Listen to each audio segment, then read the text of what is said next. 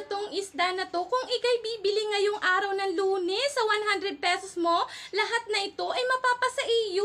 Ito nga ito ay 100 pesos sa baga-baga na pulahan na dako ang mata, napakasariwa at laba. Sa 100 pesos mo, may baga-baga ka ng mga kaisda. Ino naman ating bisugo, sa 100 pesos mo, may baga-baga ka na at bisugo, na pink ang ating bisugo at sariwa. Ito nga ay napakasarap sabawan mga kaisda. Sa 100 pesos mo, may bisugo ka na. At meron naman tayo ditong matan o bulaw. Napakasarap ng ating bulaw at napakalaki ng mata mga kaisda. Napakasarap nitong isda na to. Kung sabawan din, itsuba. Kaya nga iko lang hinihintay ko mga isda ngayong araw ng Lunes at ito'y mapapasa iyo lahat kung ikay bibili. At may paaman ka pa nga mga sapsap na malalaki na pwede siyang sabawan sa kamatis at pwede sa dahon sili.